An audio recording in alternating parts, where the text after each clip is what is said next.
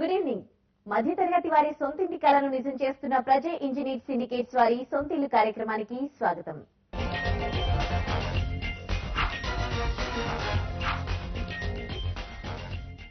మణికొండలో realty వ్యాపారం జోరందుకుంది.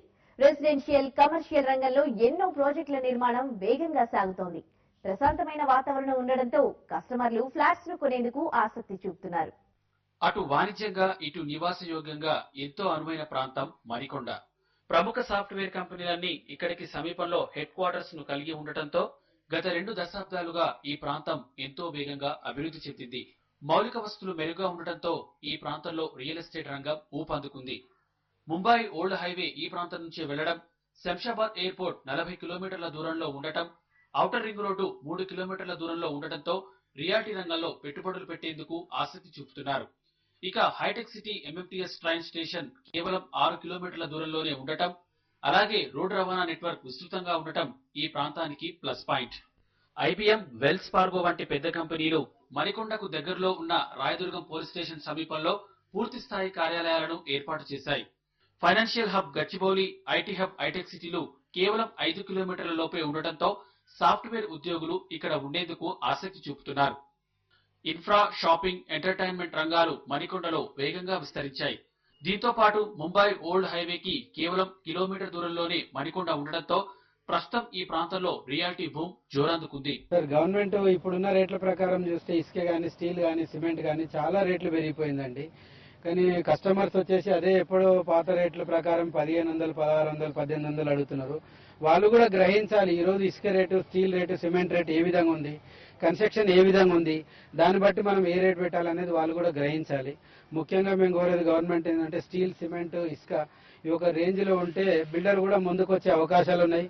Customers కూడా దాన్ని బట్టి ముందుకు వచ్చి ఓ రేట్లో రీజనబుల్ రేట్లో దొరుకుతున్నాయని వాళ్ళు కూడా ముందుకు వస్తారు. అప్పుడే కానీ రియల్ ఎస్టేట్ రంగం కొద్దిగా ముందుకు రాదు. ఇసుక రేట్ 1500 ఉంటే మేము ఏం కన్స్ట్రక్షన్ చేయగలుగుతాము?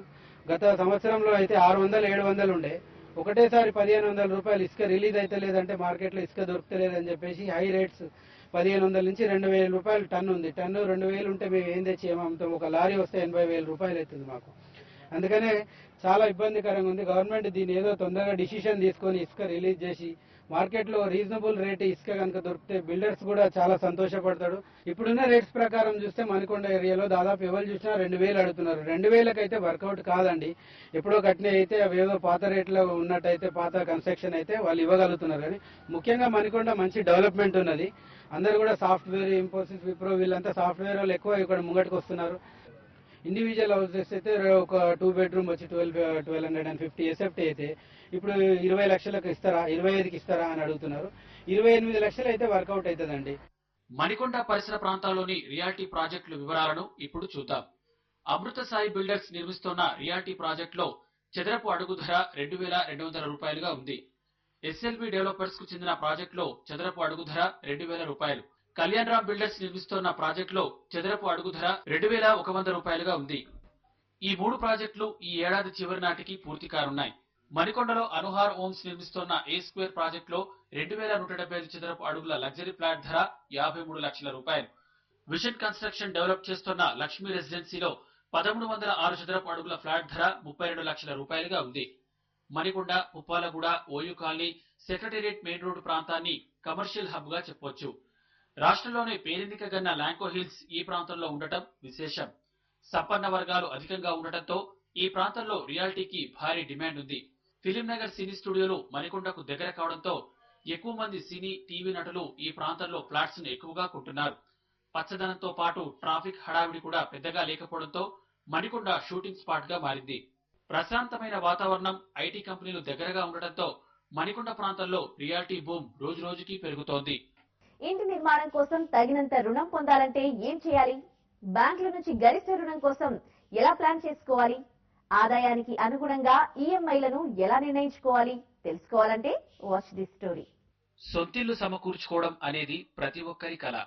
అయితే నిర్మాణ వ్యయం భారీగా పెరగడంతో ప్రస్తుతం ప్లాట్ల ధరలు భారీగా పెరిగాయి. చిన్న పట్టణాల్లో సైతం 30 లక్షల రూపాయలు పెడితే కానీ ప్లాట్ దొరకని పరిస్థితి. హైదరాబాద్ గురించి అయితే మీకు ఇంకా చెప్పాల్సిన పనే లేదు. ఇక్కడ ఎంత లేదన్నా ఫ్లాట్ ధర 40 నుంచి 50 లక్షల రూపాయల దాకా పలుకుతోంది. దీంతో తక్కువ ఆదాయం ఉన్న వారికి సొంతిల్లు అనేది ఒక కలగానే మిగిలిపోతోంది. అయితే ఈ కలను సాకారం చేసుకోవాలంటే కొంత కష్టపడితే చాలు, బ్యాంకు నుంచి ఈజీగా లోన్ పొందవచ్చు. మన ఆదాయ సామర్థ్యాన్ని బట్టి రుణం ఎంత ఇవ్వాలో బ్యాంకులు నిర్ణయిస్తాయి. ఆదాయ వ్యయాలతో పాటు రుణం ఎందుకు తీసుకుంటున్నారు, ఇంతకు ముందు తీసుకున్న రుణాలను సరిగ్గా చెల్లించారా లేదా అని బ్యాంకులు పరిశీలిస్తాయి. దీంతో మనం కొద్దిపాటి జాగ్రత్తలు పాటిస్తే మనకు పెద్ద మొత్తంలో రుణం పొందవచ్చు. ఒకవేళ సరిపడా రుణం దొరకకపోతే రుణకాల పరిమితిని పెంచుకోవడానికి ప్రయత్నించండి. సాధారణంగా బ్యాంకులు మీ నెల జీతంలో 40 నుంచి 50% మొత్తాన్ని ఈఎంఐ చెల్లింపులకు ఒప్పుకోవు. దీంతో బ్యాంకులు తక్కువ మొత్తంలో రుణాలు ఇవ్వడానికి ప్రయత్నిస్తాయి. ఇలాంటి సమయంలో మీరు రుణకాల పరిమితి పెంచుకుంటే ఈఎంఐ భారం కొంత మేరకు తగ్గుతుంది. దీంతో బ్యాంకులు మరికొంత రుణం మంజూరు చేయడానికి అవకాశం ఏర్పడుతుంది. ఉదాహరణకు 20 లక్షల రుణానికి 10.5% వడ్డీ రేటుపై 10 ఏళ్ల కాలానికి గృహ రుణం తీసుకుంటే ప్రతి నెల 26,987 రూపాయలు ఈఎంఐగా చెల్లించాల్సి ఉంటుంది. అదే 20 ఏళ్లకు తీసుకుంటే ఈఎంఐ 19,968 రూపాయలు అవుతుంది. అయితే ఇలా కాల పరిమితిని పెంచుకోవడం వల్ల చెల్లించాల్సిన వడ్డీ భారం గణనీయంగా పెరుగుతుందన్న విషయాన్ని మర్చిపోవద్దు. గృహ రుణానికి దరఖాస్తు చేసే ముందు ఇంతకు ముందు తీసుకున్న రుణాలను పూర్తిగా తీర్చేయండి. ఎందుకంటే మీ పాత రుణ చెల్లింపులను బ్యాంకులు పరిగణలోకి తీసుకుంటాయి. 12 నెలలకు మించి పాత రుణం ఈఎంఐలు చెల్లించాల్సి ఉంటే బ్యాంకులు తక్కువ రుణాన్ని మంజూరు చేస్తాయి. అందుకే గృహ రుణం మంజూరుకు ముందు పర్సనల్ లోన్స్, వెహికల్ లోన్స్ వంటివి ఉంటే వాటిని పూర్తిగా చెల్లించడమే బెటర్. రుణం మంజూరులో అత్యంత కీలకమైనది ఆదాయం. కావలసిన రుణానికి ఆదాయం తగినంత లేకపోతే ఇతర ఆదాయాలు అంటే వ్యవసాయం, అద్దెలు, భత్యాల రూపంలో వచ్చే వాటిని కలిపి మొత్తం ఆదాయంగా చూపించుకోవచ్చు. ఒకవేళ మీ వైఫ్ కూడా సంపాదిస్తుంటే ఇద్దరు కలిపి సహదరఖాస్తుదారుగా రుణం తీసుకుంటే మంచిది. ఇలా చేస్తే భవిష్యత్తులో చెల్లించే ఈఎంఐలపై ఇద్దరు పన్ను ప్రయోజనాలు పొందవచ్చు. రుణం కోసం దరఖాస్తు చేయడంలో తొందరపాటు వద్దు. దరఖాస్తును 1కి 10 సార్లు పరిశీలించాలి. మీ క్రెడిట్ హిస్టరీ ఎలా ఉందో ముందుగానే సిబిల్ నుంచి పొంది సరిచూసుకోండి. అప్లికేషన్ చేసిన తర్వాత రిజెక్ట్ గురైతే అది మీ క్రెడిట్ హిస్టరీపై నెగిటివ్ ప్రభావాన్ని చూపుతుంది. అందుకే ముందుగానే మీ ఆదాయంపై రుణం ఎంతవరకు వస్తుందో తెలుసుకోవడం ముఖ్యం. అలాగే వివిధ బ్యాంకుల వడ్డీ రేట్లు ఎలా ఉన్నాయో పూర్తి స్థాయిలో అవగాహన చేసుకున్నాకే దరఖాస్తు చేయండి. ప్రజా ఇంజనీర్ సిండికేట్స్ వారి సొంతిల్లు కార్యక్రమంలో ఇప్పుడు చిన్న బ్రేక్.